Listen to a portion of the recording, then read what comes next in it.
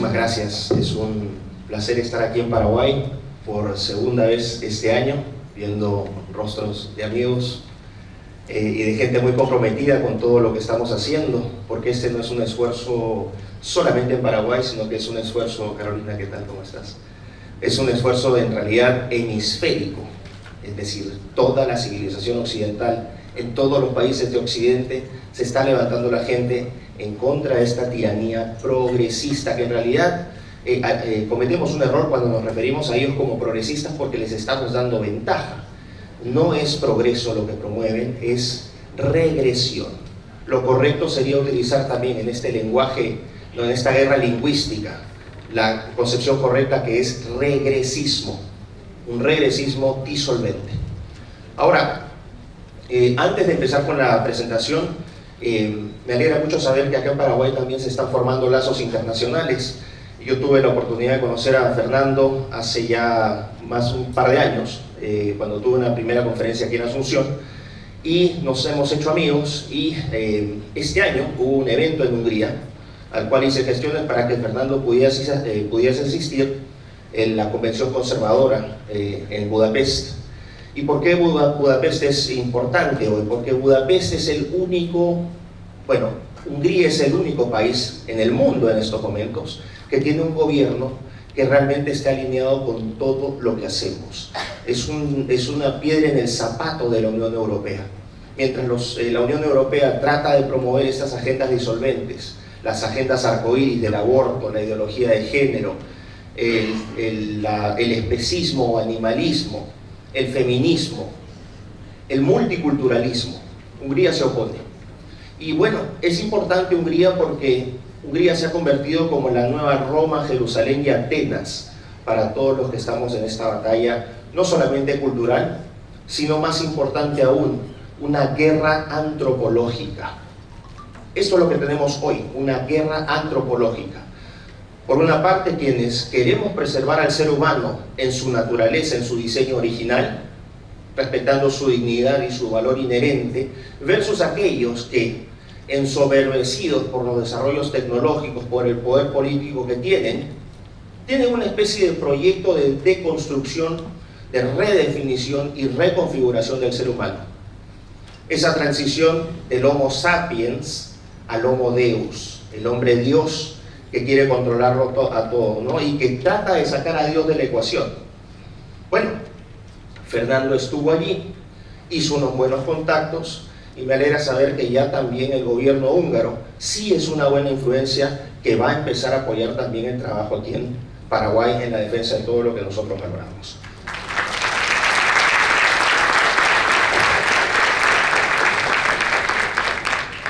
Cuando vine en marzo, fue una gira larga, estuve en Chile, en Argentina, y después vine acá a Paraguay. Tuve la oportunidad también de ir a Ciudad del Este, una ciudad que está bastante alejada de la civilización en general, no sé cómo ponerlo, es una ciudad que está metidita ahí, ¿no?, en la frontera con Brasil. Hice una serie de presentaciones y presenté este libro. No sé si me pueden apagar esta luz también, por favor. ¿Sí? Y presenté este libro, Neoentes, Tecnología y Cambio Antropológico en el siglo XXI. Para quienes lo han conocido acá en esta parte del mundo, la portada del libro era distinta. Era la cara de una especie de trans alien, ¿no?, que significaba o que representaba la expresión de lo que sería el ser ya no humano, sino el ser modificado, el neoente, a partir de este cambio tecnológico. Esta es la edición que se está produciendo ahora en España, se está vendiendo ahora en España. El libro ha tenido un muy buen impacto y es un libro que articula, que hace sentido de todas estas agendas y cómo se orientan hacia este proceso de deconstrucción del ser humano. La tecnología juega un rol fundamental en lo que está ocurriendo en este momento. Sin el conocimiento de lo tecnológico, del, entre comillas, avance científico, no se puede entender por qué se impulsan agendas tan destructivas. En este libro, la principal tesis fue el uso de esta tecnología para redefinir y reconfigurar al ser humano. Y parto con una idea general. Se nos revienta la cabeza ahora con esta especie de religión climática. Una cosa es daño ambiental que ocurre, dañamos el medio ambiente, sí, contaminamos, basura, contaminación aérea, vamos a decir, deforestación, estos problemas son reales. Pero también, así como el hombre destruye, el hombre también repone. Hay programas de reforestación, hay programas de manejo de residuos, es decir, no es que no estemos haciendo nada. El problema es cuando se dice que el ser humano es culpable, y ese es el gran punto, cuando se dice que el ser humano es culpable del cambio climático. Este punto es clave para la presentación. Cuando se dice que el hombre es responsable del cambio climático, lo que se está planteando aquí es un riesgo existencial. El ser humano utiliza, ¿no?, una herramienta que se llama capitalismo, y ese capitalismo es predatorio, extrae los recursos, genera contaminación, y en algún momento el planeta Tierra puede verse afectado en su temperatura, y esto podría significar incluso la extinción de las especies, incluidas la del ser humano. Entonces, la lógica es plaga humana que usa el capitalismo para destruir a la madre tierra. Si hay un riesgo existencial que impone incluso la posibilidad de que nosotros desaparezcamos, cualquier intervención que impida la materialización de ese riesgo va a estar moralmente justificada. Esto es esencial que lo entiendan. Y ahí entra entonces cómo se controlan las plagas, cómo se controla la plaga humana, sexo y reproducción. Que nazcan menos, que se produzcan menos. Y ahí van a entender por qué todas estas agendas del aborto, que es lo que hace, impide que aumente la población. ¿Qué hace la agenda LGBT? La educación sexual integral, la ideología de género. Promueven la diversidad sexual. Sí, pero todas las orientaciones que sean no heterosexuales. Por lo tanto, si se promueven solamente las orientaciones no heterosexuales, no puede haber reproducción natural. Porque el homosexual no va a tener hijos con otro homosexual. Una lesbiana no puede tener hijos con otra lesbiana, no de manera natural. Pero si uno quiere promover la masculinidad, macho opresor, miembro del heteropatriarcado, hay que tomar el cursito de nuevas masculinidades en la universidad para ser un aliade, es decir, aplastar la masculinidad natural de los muchachos. Y si se es mujer, también se disuelve a la mujer. Hace poco fue Miss Universo y participaron 2 Transformers, uno de Portugal y otro de Holanda. Hombres castrados participando en un concurso de mujeres. Se le quita el valor a la mujer. El feminismo lo que hace es castigar el comportamiento sexual del hombre. No es empoderamiento, es el castigo del comportamiento sexual natural del hombre. Si el hombre no se acerca a la mujer, no hay procreación. Y así sucesivamente. La eutanasia es disminución de facto de la población. Todo orientado al control demográfico. Esto es muy importante. Ahora, ¿cómo se trata de atacar entonces al ser humano? Se le ataca de distintos puntos. Y aquí tenemos herramientas que buscan deconstruirlo, que son herramientas ideológicas, que solamente van a tener un cierto ámbito de acción porque la ideología no puede cambiar la naturaleza. Entonces vas a tener agendas ideológicas que buscan deconstruir al ser humano desde lo conceptual. Pero ahí entra la tecnología y por eso es tan importante. La tecnología sí puede modificar la naturaleza. Y cuando combina uno el componente ideológico de deconstrucción con las nuevas aplicaciones que se están haciendo ahora con estas tecnologías como la edición genética, la inteligencia artificial, la nanotecnología, la robótica, las prótesis, la impresión en 3D, uno va entendiendo cómo estas agendas sí comienzan a tomar sentido.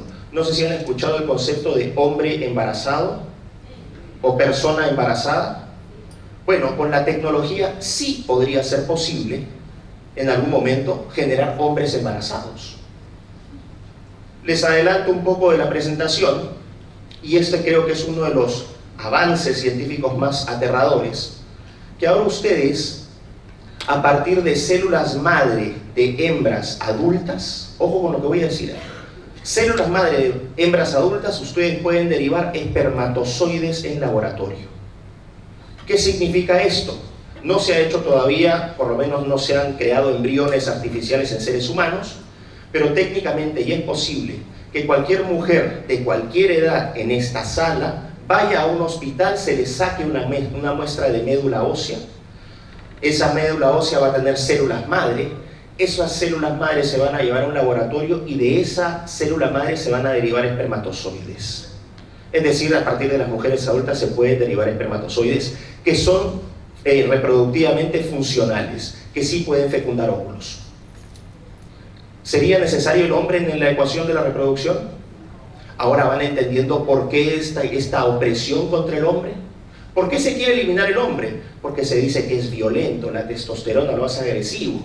Entonces hay que eliminar a los hombres porque nosotros queremos un mundo de amor, paz, inclusión, diversidad y tolerancia. Siempre y cuando, obviamente, estés con ellos, porque si no estás con ellos, todo lo que ellos predican no lo practican. Así es. Así que, entonces fue lo que vimos ahí. Parte del libro dije, la tecnología juega un rol, di una serie de ejemplos. Pero ahora voy a enfocar mi exposición a una especie de mapa conceptual para que ustedes tengan una noción de cómo articular los diferentes cambios y ataques que se están dando, para que ustedes puedan hacer sentido con mayor facilidad de por dónde viene la cosa, desde cada una de estas iniciativas. Vamos a ir a estas tres dimensiones del ser humano. La primera es la naturaleza del ser humano. ¿Cómo es? ¿Qué es lo que somos? Hace referencia a lo biológico. Entonces, somos Homo sapiens, somos hijos de Dios, somos seres políticos, económicos, sociales. Tenemos una multiplicidad de roles, pero seguimos siendo seres humanos, con una naturaleza particular. Desde esa naturaleza, que ya voy a detallar un poco más, esa naturaleza expresa una condición humana. ¿Qué significa la condición del ser humano? Cómo experimenta el mundo y cómo vive el mundo y cómo interactúa con el mundo un ser humano. ¿Interactuamos en el mundo igual que los perros? No, nosotros no estamos oliendo, ¿no?, el pasto para ver dónde dejamos nuestro chorrito de orín para marcar nuestro territorio. No hacemos eso. Tampoco somos mamíferos marinos, no volamos. La perspectiva que tiene un águila del mundo es distinta a la que tiene un ser humano. Tenemos una forma de interactuar distinta, porque esa naturaleza nos condiciona a eso. Y finalmente, desde esa naturaleza y esa condición, el ser humano expresa, ¿no?, esa forma de cómo vivimos, entendiendo que no es un ser aislado en el mundo, en cómo se relaciona con otros seres humanos, cómo convivimos. Y ahí entra el tema de las instituciones.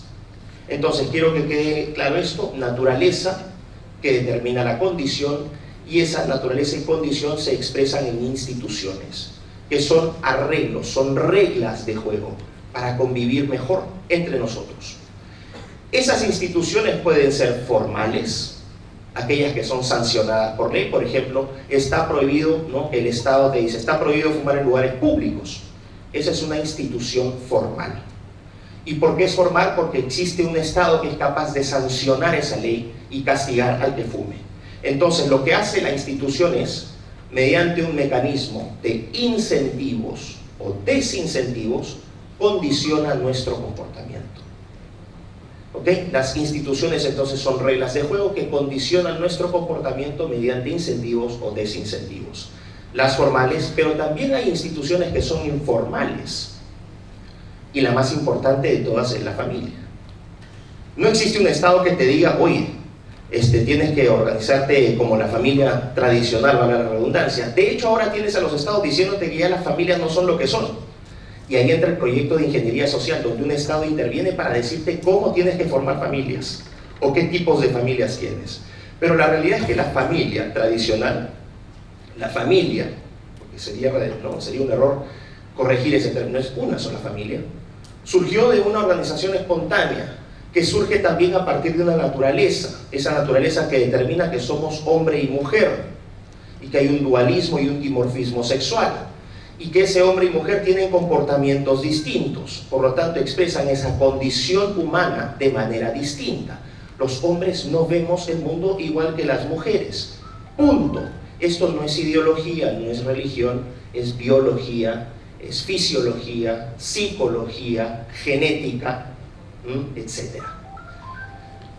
Entonces, en esas instituciones hacemos referencia, ¿no?, a cómo organizarnos en este colectivo. Vamos a ir a la parte de la naturaleza, para entender un poco. Entonces, vamos al primer plano, ¿ok? Quiero que esto lo tenga muy claro. Naturaleza, que se expresa en la condición, que se expresa en la institución. Este es el marco de referencia para toda la presentación. La naturaleza, entonces, hace referencia a lo genético. Cromosomas XX, XY. Punto. No hay discusión. Ciencia pura y dura. Hombre, mujer. Sí, puedes tener casos de andróginos, ¿no? Puedes tener casos, ¿no?, de personas que han nacido de hermafroditas, que han nacido con alteraciones, pero son casos marginales, y en esos casos marginales interviene la medicina, interviene la psiquiatría para corregirlos, para ayudarlos. Porque, ojo, se nos pinta a los críticos de esas agendas como gente que es transfóbica, homofóbica, misógina. Mentira. De hecho, creo que nosotros somos los más preocupados por el bienestar de esas personas que han pasado por ese infierno de no saber qué es lo que son, porque eso existe. Lo que tiene que haber ahí es no solamente compasión, sino acción concreta, no exacerbando su patología mental, sino tratando de corregirlo para que lleven una vida buena, decente y productiva. La genética es clara, la biología es clara, espermatozoide, óvulo. No es antropología, es anatomía. Fue un lapsus ahí en mi disertación. Y la anatomía dice que hay pene y vagina, que hay características sexuales primarias y características sexuales secundarias, ¿no? Las mujeres con barba no existen. ¿Ok? Las mujeres con barba no existen. Y si existen, también es producto de una alteración genética, y son casos marginales. La fisiología, ¿cómo funciona el cuerpo? Las hormonas son muy claras. El hombre no produce oxitocina para mamar, por ejemplo. Eso es una hormona que produce la mujer. Testosterona y estrógeno condicionan nuestro comportamiento. Sí, la testosterona nos hace más agresivos a los hombres. ¿Por qué? Porque es una cuestión de instinto. Fernando decía que levanten la mano las mujeres que quieren hombres que sean aliades. Toda mujer busca hombres que les den seguridad, que les den protección y que sean buenos proveedores. Está engranado en su código genético. Y quien me diga lo contrario es que pasó por la Facultad de Filosofía de una universidad progre. Porque no es cierto, ¿no? La naturaleza es concluyente en ese sentido. La psicología, pensamos distinto. O sea, sí hay ciertos estereotipos, pero esos estereotipos surgen de la observación de la realidad. A los hombres, ¿qué nos gusta? Bueno, nos gustan muchas cosas, ¿no? Pero nos gusta estar con los amigos, nos gusta tomarnos una cerveza, nos gusta, ¿no?, somos un poquito más despistados. La mujer es más organizada, más hogareña, más desunido, ¿no?, más agresiva que los hombres. No sé si han visto esas peleas de mujeres celosas. Uy, Dios mío. Entonces, que a mí que me digan que el hombre es más violento, por favor váyanse a las redes sociales y vean las peleas de mujeres. Cosas de miedo, en fin. Y finalmente, la comunicación. ¿Cómo nos comunicamos con el otro? A través del lenguaje. Y ojo, que el lenguaje es un arma política, es un arma cultural, que está siendo utilizada con mucha intensidad en esta batalla cultural y en esta guerra antropológica. Ejemplo del uso del lenguaje. Mujer trans. ¿Existe mujer trans? ¿La naturaleza reconoce esa categoría? No, pero ya han construido una realidad con el lenguaje. Lo decía Ludwig Wittgenstein, el gran filósofo austríaco, ¿no?, que estudió su grado en la Universidad de Cambridge, y Wittgenstein decía: los límites de mi lenguaje son los límites de mi mundo. Quiero que hagan sentido de esta frase. Uno construye realidades con el lenguaje. Por lo tanto, yo puedo crear una nueva categoría: mujer trans, hombre trans, género fluido, transespecie, transcapaz, y así sucesivamente. Heteropatriarcado, que está construyendo una realidad en la cual supuestamente los hombres somos unos tiranos y las mujeres son sometidas en un estado de esclavitud constante. El lenguaje construye realidades. Y si ustedes son inmunes por una cuestión de edad y experiencia, no subestimen el poder de ese lenguaje en los más jóvenes, porque ese lenguaje sí destruye las mentes de los jóvenes. Cuando un niñito, un niño de 6, 7 años, ve en un celular un emoticón, esas figuritas, de un hombre embarazado, y le dicen hombre embarazado, el impacto que tiene esa imagen y ese concepto en la mente de un niño es muy distinta a la que puede tener un adulto. Un niño puede creer que sí, que efectivamente existen personas embarazadas y que las mujeres trans son normales. Todo esto corresponde a la naturaleza y nos hace ser lo que somos. Los hombres somos así, las mujeres somos así y somos distintos de otras especies. Condición, a partir de esta naturaleza entonces, cómo experimentamos el mundo. El hecho de que no seamos cuadrúpedos ya nos hace tener una perspectiva distinta del mundo. Interactuamos con el mundo de manera distinta. Y la condición hace referencia a la temporalidad. El ser humano es el único ser de este planeta que tiene una noción del tiempo, tanto en el pasado como en el presente y el futuro.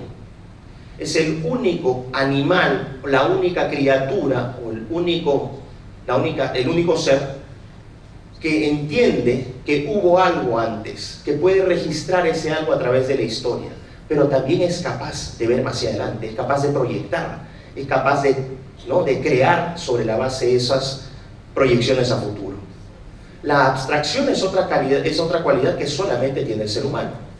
Nosotros podemos filosofar a diferencia de otras especies. Nosotros podemos hacer sentido de las cosas, de los objetos que nos rodean en este mundo, transformarlos en conceptos y empezar a fusionarlos en nuestra cabeza y empezar a generar ideas. Y podemos construir teorías a partir de eso. Ninguna otra especie lo hace. Más allá de lo que digan los especistas, aquellos que sostienen que el ser humano no es moralmente superior a los animales, sino que somos igualitos. Y por eso surgen a través de este lenguaje, a través de esta batalla o guerra lingüística, ¿no?, estos conceptos de... se me fue la idea. Bueno, ya la voy a retomar. Está entonces la capacidad de abstracción, ¿no?, la capacidad de filosofar. Y finalmente,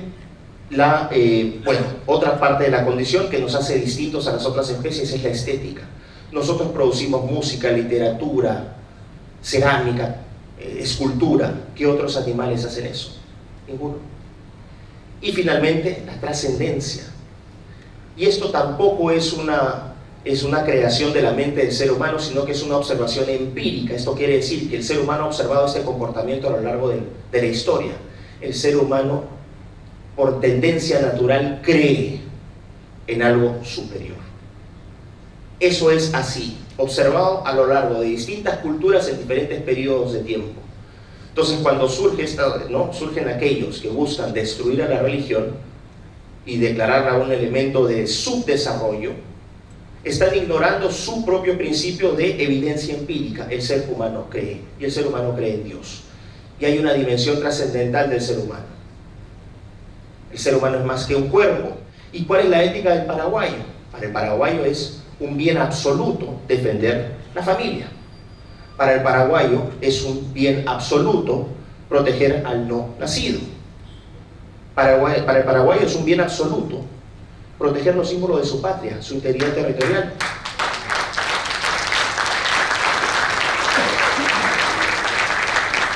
Y eso es algo que los enorgullece, y a mí como peruano, obviamente también me enorgullecen ciertas cosas. A mí me gusta mi bandera roja y blanca, me gusta la música criolla, Machu Picchu me emociona, el ceviche es el plato de comida más rico del mundo, y así sucesivamente. Y el pico es peruano, efectivamente. Cada país tiene su propia identidad, su propia particularidad. Ahora, fíjense que hay valores morales, individuales, de éticas, ¿no?, que se pueden traducir finalmente a nivel nacional a través de códigos legales, por ejemplo, que reflejan esas valoraciones éticas. Pero se van a fijar que en Occidente, la ética occidental siempre ha sido protectora y defensora de las libertades, pero también de la dignidad del ser humano. ¿Por qué? Porque tenemos un fundamento cultural, religioso, judeo-cristiano. Y el regresismo lo que está haciendo es destruir eso.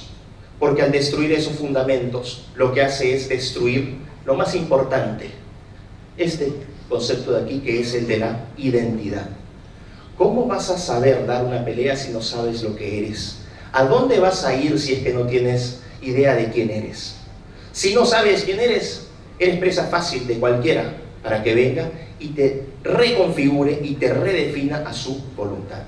Y si no me creen, vean a los jovencitos en estos momentos que no saben qué es lo que son. Vean a esas muchachas de 13 años que se van a las clínicas porque les dijeron que no son chicas, son chicos, y que se hacen mastectomías y se quitan los senos a los 13 años. O muchachos completamente sanos que les dijeron desde niñitos que podrían ser princesas de Disney y que se van y se someten a criminales cirugías de reasignación de género donde les amputan el pene y los anulan reproductivamente para siempre. Fíjense en esto.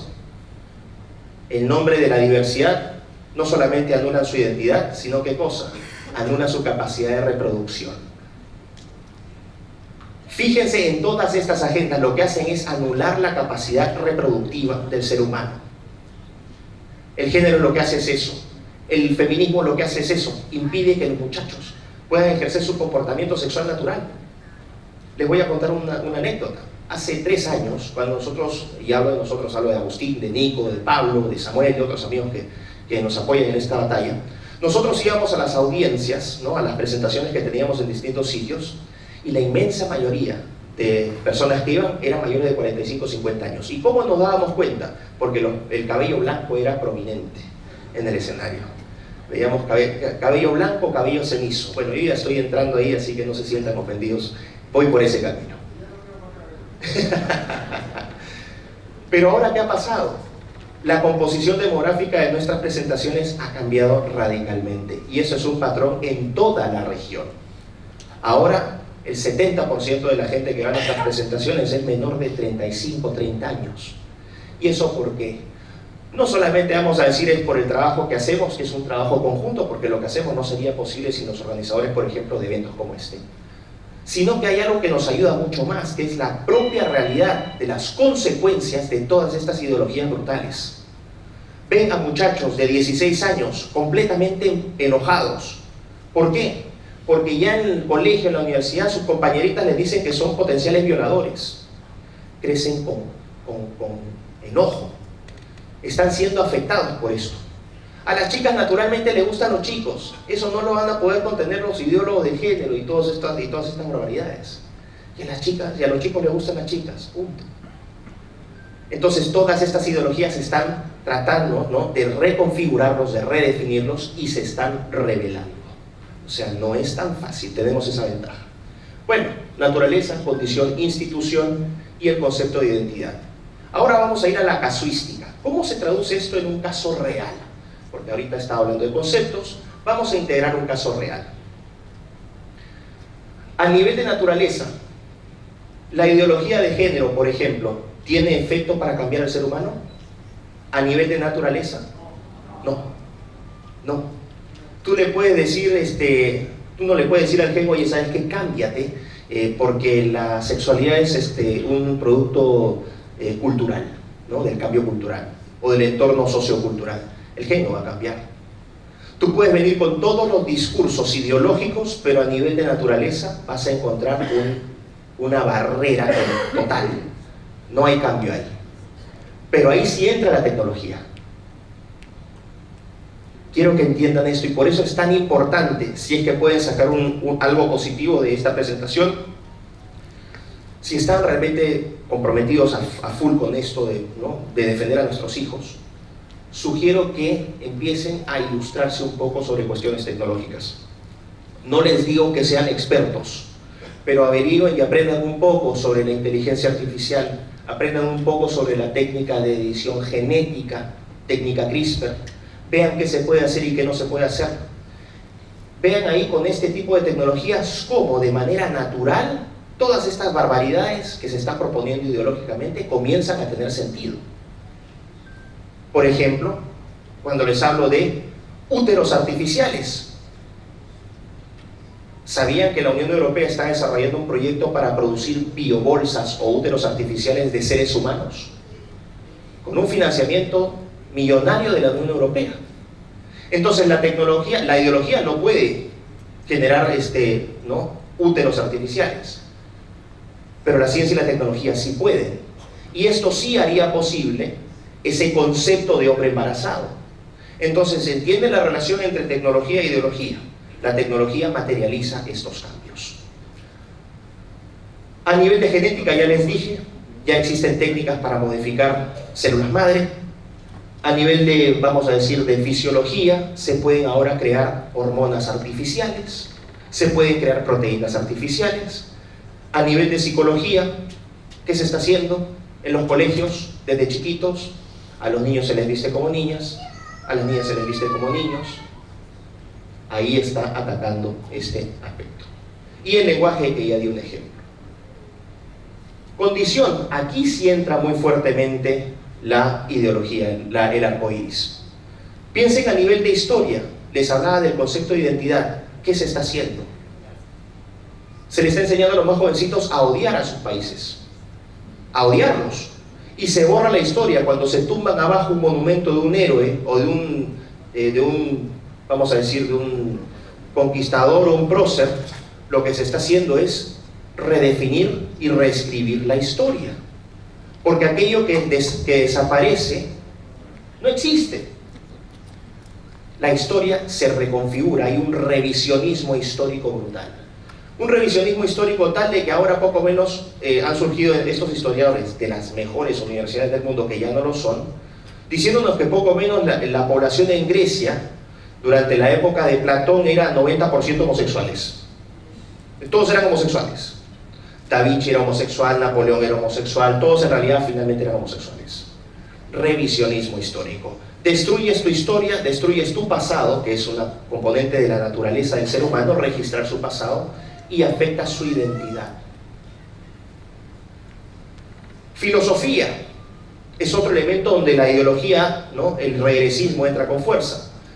Hablamos del utilitarismo, la cosificación del ser humano, del hedonismo, volcarse hacia todo lo que sea placentero. Es decir, la vida ya no es una vida de sacrificio, de entrega, de virtud. La vida que vale la pena vivir es aquella donde tú te puedes masturbar 25 veces al día, comer todo lo que quieras y dormir hasta que se te dé la gana. Y si no consigues trabajo, no hay problema. Tú eres víctima del sistema. Y esa es la camada de jovencitos que están saliendo de las mejores universidades del mundo. Consejo de conejo: aquellas familias que pudiesen enviar sus hijos al extranjero, no los manden a esas universidades, los van a perder para siempre. Otro elemento filosófico importante, el relativismo. El relativismo, porque ya no existe verdad absoluta. Ahora todo depende de cómo me sienta yo, depende de mi propia naturaleza y condición. Yo puedo decir que es verdad y que no es verdad. Oye, 2 más 2 es 4. No. Yo voy a ser como Orwell. Orwell me dijo que 2 más 2 es 5 y esa es mi verdad. Oye, pero yo tengo un doctorado en matemática de la universidad de no sé cuánto. Bueno, pues yo soy jugador de videojuegos profesional y para mí 2 más 2 es 5. ¿Quién tiene mayor razón? ¿Quién tiene la verdad? En el mundo relativista los dos tienen la verdad. Pero eso es un absurdo. Porque hay verdades que son autoevidentes, como que el hombre es hombre y que la mujer es mujer. Otro elemento de la filosofía es el materialismo, que rompe con esta dimensión trascendental del ser humano. Todo puedes reducirlo a objeto, a materia, a sustancia. No existe el espíritu, no existe el alma. Esas son tonterías. Todo puede ser reducido a materia. Y eso tiene un componente asociado también con el utilitarismo, porque ahora el propósito en la vida no es elevarte, no cultivar tus virtudes, tus dones, no. Tu objetivo ahora debe ser acumular la mayor cantidad de riqueza material que puedas. Ahora, no nos vamos a poner acá cínicos. A todos nos gustaría tener más medios económicos, a todos nos gustaría tener más cosas. Pero cuando uno define el propósito de su vida en función de lo que va a acumular, esa es la anulación total del ser humano. Es la anulación total del ser humano. Y eso es lo que se les enseña a los más jovencitos. Y finalmente, religión. ¿Por qué la religión es importante? Porque combate precisamente este relativismo que es indispensable para redefinir y reconfigurar al ser humano. Ejemplo concreto. Si yo digo que el ser humano y los animales son moralmente iguales, Lo que estoy haciendo es apelar a un relativismo. Claramente el ser humano tiene un mayor valor. El ser humano sí es responsable de las decisiones que toma, porque tiene una concepción del bien y el mal. El animal opera en base a instinto. Por lo tanto, por esa conciencia que tiene el ser humano de deliberar entre lo bueno y lo malo, es que se le asignan derechos, pero también deberes. El animal no es consciente del concepto de derechos y deberes. El animal tiene hambre, come. Tiene ganas de dormir, duerme. Puro instinto. Y ahí entra el concepto lingüístico. ¿Cómo los equiparamos moralmente? Bueno, personas no sintientes. O personas no humanas. Se le da la categoría de persona a los animales. Y ojo, si creen que esto es broma, ya se está legislando en ciertos países europeos para generar esta categoría legal de persona no humana. O también se puede hablar de ser sintiente. El ser humano sí es un ser sintiente, pero también lo es la culebra. Y se dan cuenta cómo con el lenguaje utilizado con el poder político nos equiparan moralmente. ¿Y cuál es el peligro de eso? Que en algún momento entonces sí se les van a asignar derechos a los animales. Voy a llevarlos un poquito más allá y les voy a ir adelantando un poco del trabajo que estoy haciendo, un nuevo libro que estoy escribiendo sobre bioconservadurismo, es decir, la defensa del ser humano, una propuesta contra el transhumanismo, que ya no solamente se le está tratando de asignar moralidad a los animales, también se le está tratando de asignar moralidad a las cosas. Se habla de moralidad material. Es decir, las cosas también tendrían una moral propia. No voy a entrar a la discusión en estos momentos, para eso van a tener que ver mi próximo libro, pero, exacto, las cosas inertes pueden tener una moral. Eso es lo que sostienen ciertos filósofos, como Peter Paul Verbeek, rector magníficos, porque ese es su título, de la Universidad de Ámsterdam, una de las grandes universidades, o de lo que fue alguna vez una gran universidad. ¿Qué significaría esto? Que si yo le asigno una moralidad a las cosas, más adelante, si eso se codifica o se institucionaliza formalmente, si yo le rompo el brazo a un robot, me voy preso. ¿Por qué? Porque atenté contra un ser que tiene una moral propia. Así que no es broma. Van viendo entonces cómo se modifica la naturaleza, se afecta la condición, se afectan las instituciones. Y finalmente esta. Voy a ir a ejemplos concretos. El caso de la familia. Producto de lo que he mencionado, familias multiespecie. Porque claro, los animales ya tienen un valor moral igual al tuyo. Entonces puedes tener gatijos, perrijos, chanchijos. Pero ojo, eso es en nombre de la diversidad, la inclusión y la tolerancia. Y siempre con tu banderita arcoíris detrás, recordándote que ellos son los buenos y tú eres un misógino, fascista, nazi, ¿no? Homofóbico, transfóbico y la peor escoria del mundo. A nivel meso, el concepto de comunidad completamente destruido, y ahí entra la tecnología. ¿Qué está pasando con las relaciones entre los más jovencitos? Y esto también pasó durante la pandemia, o después de la pandemia, o durante la pandemia. Los seres humanos solíamos juntarnos, solíamos abrazarnos, compartir una mesa. Ahora, ¿qué ha pasado? Gradualmente ni nos damos cuenta. Se están virtualizando y digitalizando las relaciones humanas. Todo está pasando por el filtro de los chats. Hay que hacer una salvedad aquí, porque uno tiene que ser crítico en una justa medida. Esas herramientas son fantásticas. Me permiten mantener contacto con varios amigos acá cuando no estoy en el Paraguay. Perdón. Pero la tecnología es buena en la medida que complementa al ser humano y no lo sustituye. Ese elemento es clave. Si la tecnología nos complementa, bien, pero si nos sustituye, no está bien. Y lo que se busca es la sustitución de estas relaciones. Y finalmente el concepto de Estado-Nación. Vean el caso de la migración en Europa. Yo vivo en Inglaterra y les puedo decir que Francia, uno va a París y hay ciertas partes de Francia, cada vez más crecientes, que más parecen Islamabad, o Karachi, o Kabul, o Dakar, Senegal. Ya no son Francia. Y ahora Suecia es uno de los países más peligrosos del mundo para las mujeres que buscan caminar solas más allá de las 9 de la noche, porque las violan. En Suecia en estos momentos, gracias, en Suecia en estos momentos el gobierno sueco en Estocolmo ha declarado 50 no-go zones. ¿Me falta cuánto? ¿Todavía estoy bien con el tiempo? 15, ok, gracias.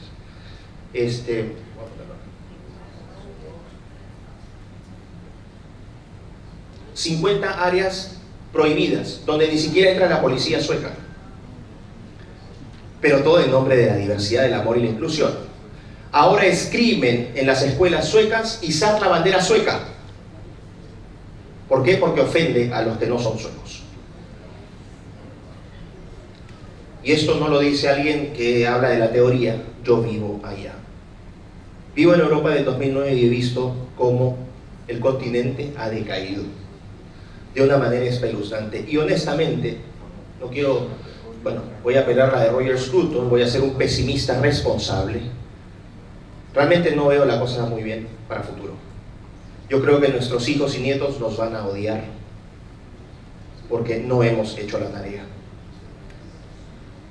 Y el concepto de Estado-Nación, fronteras libres, es lo que busca el regresismo. ¿Se dan cuenta entonces cómo a nivel de naturaleza, con la tecnología, a nivel de condición, con las ideologías y con la tecnología, y a nivel de instituciones, con la tecnología y las ideologías, lo que se busca es redefinir y reconfigurar al ser humano? Pero al redefinir y reconfigurar al ser humano en su naturaleza, redefines y reconfiguras su condición, y redefines y reconfiguras sus instituciones. Hasta el punto en que probablemente podríamos, y esto es una especulación, podríamos dejar de ser humanos. Porque se nos fue la mano creyendo que con nuestras herramientas tecnológicas podríamos emular a Dios. Y finalmente terminamos siendo simples neoentes, miserables. Sí.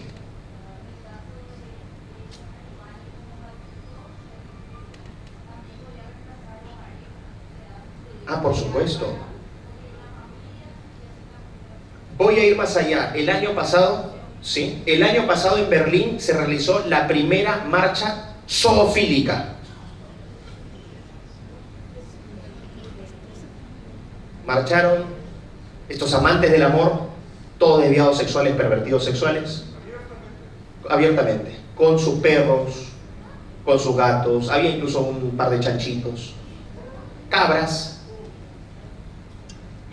¿Por qué? Porque love is love, el amor es amor, y love is blind, el amor es ciego.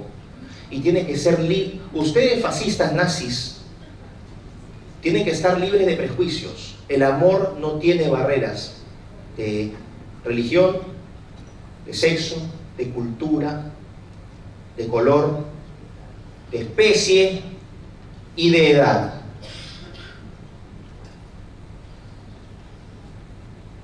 Pero eso es posible, ¿por qué? Porque si redefines al ser humano, también redefines su moral, redefines su ética, redefines sus instituciones. ¿Tiene sentido lo que he dicho? ¿Se entiende? Por eso es que ustedes tienen, cada vez que vengan estos buenistas, estos de estas ONGs parásitas, que como bien dijo Fernando, son enemigas de la patria, y tienen que ser tratados como tales. No hay que tener clemencia con esa gente. Sonará mal lo que voy a decir, pero tengo que decirlo porque realmente la experiencia me lo indica. No estamos lidiando con adversarios, como decía Nico Márquez. Con el adversario tú puedes dialogar. Estamos lidiando con enemigos. Y son enemigos perversos. Si alguien de ustedes viera a sus hijos en peligro, ¿qué harían por sus hijos? ¿Damos la vida? Bueno, se están enfrentando a la peor escoria de la sociedad. Se están enfrentando a gente que no tiene ningún tipo de valores. Es gente amoral. ¿Por qué? Porque está completamente sometida a esta lógica del utilitarismo y del hedonismo. Es su interés personal, como, por eso están tan bien financiadas son todas estas ONGs, sobre el interés de terceros.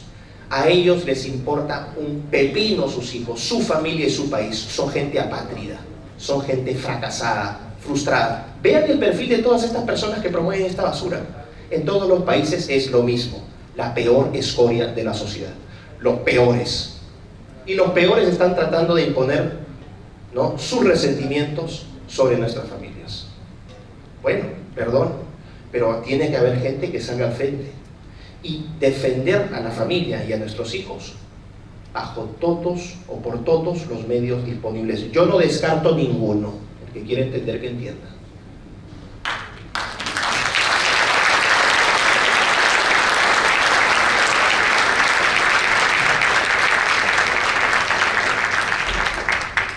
Bueno, espero entonces más o menos que haya quedado claro esto.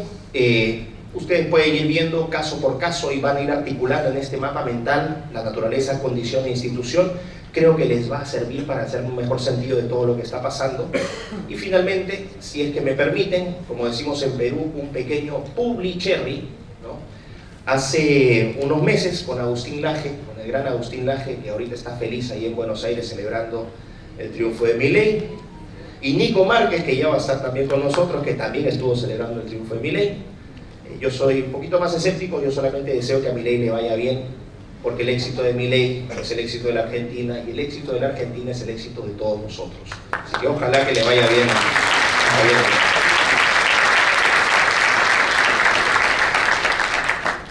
Bueno, formamos una academia con Agustín que se llama Tecnopolitea. No sé cuántos estén al tanto de esto, pero es parte de dar también una batalla no cultural solamente, sino también educativa.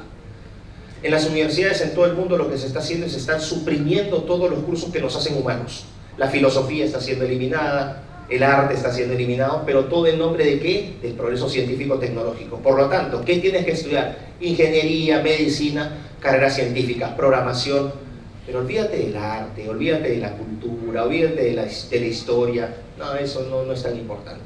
Entonces lo que hemos hecho es, hemos formado esta academia online donde estamos ofreciendo cursos para toda la gente que quiera especializarse, no especializarse, sino aprender sobre temas particulares en formato sencillo. Y bueno, el próximo curso que vamos a tener es sobre conservadurismo, pensamiento conservador, político, va a ser en diciembre, y bueno, están todos invitados a participar en el Tecnopolitea.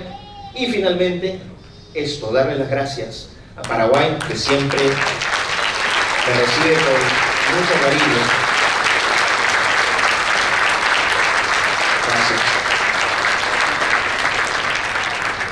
Y decirles, ya con esto cierro, ¿no?, que la tenemos muy difícil. La tenemos muy difícil porque luchamos contra monstruos, realmente. Monstruos en términos literarios, pero también en términos metafóricos. Monstruos con un músculo financiero que es realmente, la gente difícilmente podría entender cuánta plata está invirtiéndose en todo esto. Pero tenemos que dar realmente la batalla hasta el final. Y yo creo que la defensa de nuestros hijos, la defensa de nuestras familias, la defensa de nuestro país, bien vale la pena. Así que muchísimas gracias y bueno, hasta la próxima.